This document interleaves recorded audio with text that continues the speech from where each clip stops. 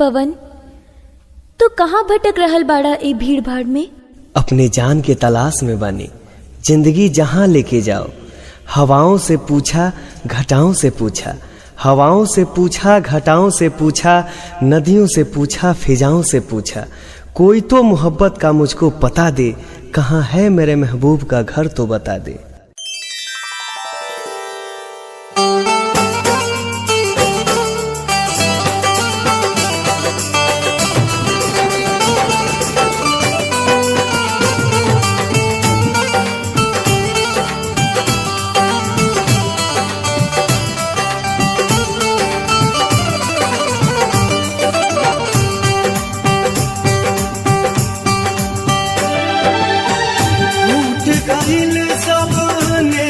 के डोरी चल गईली कहाँ चांद चकोरी।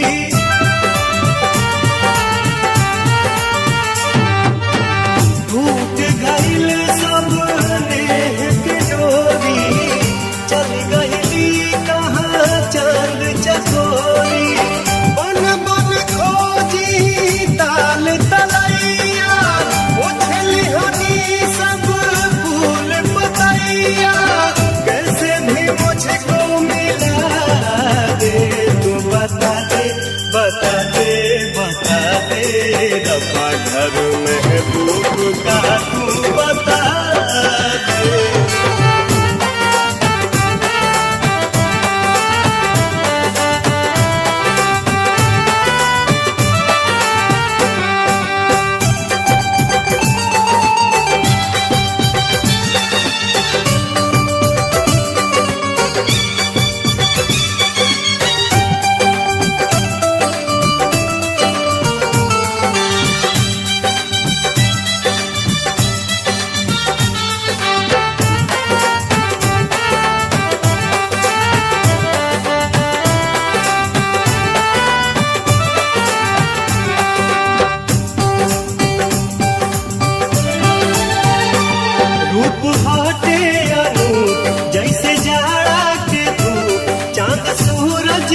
मुहवा की ज्योति आँख सागर समान मीठ खामोश गान चमचम हिया लगे हीरा मोती।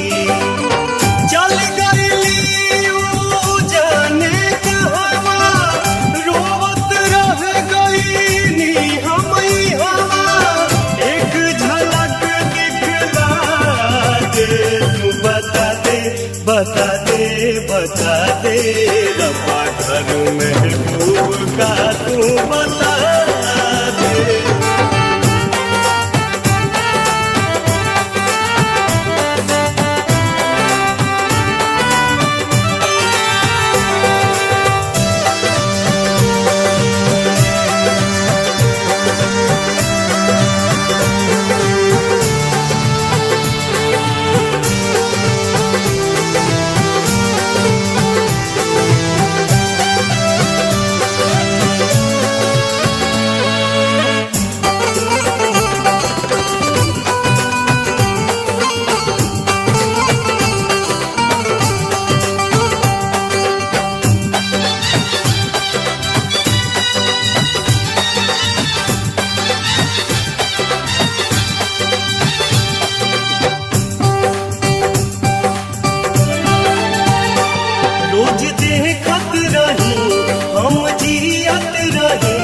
अब तो दहिया से निकला परान लागे सारा जहान मोरा खातिर वीरान। सब खत्म भइल अरमान पार करब हम सात समंदर। चल जाइब हम आग के अंदर मोहनी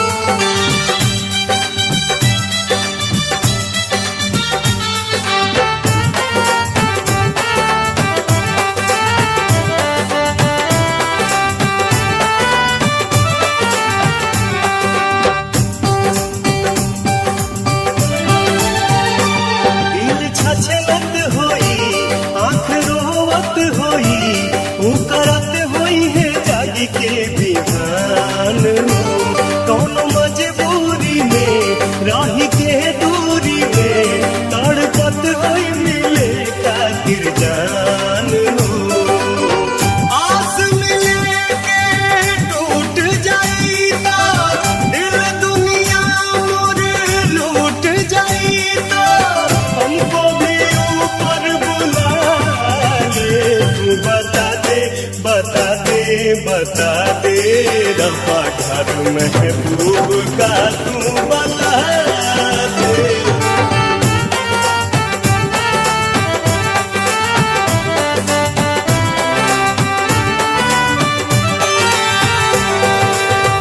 टूट गइल सबने एक डोरी, चली गई कहाँ चांद चकोरी।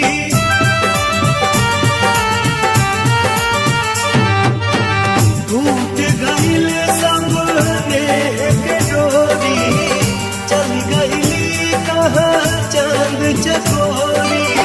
बन बन खोजी ताल तलैया, उछली हनी सब फूल पतैया, कैसे भी मुझको मिला दे। तू बता दे बता दे बता दे, रब्बा घर महबूब का तू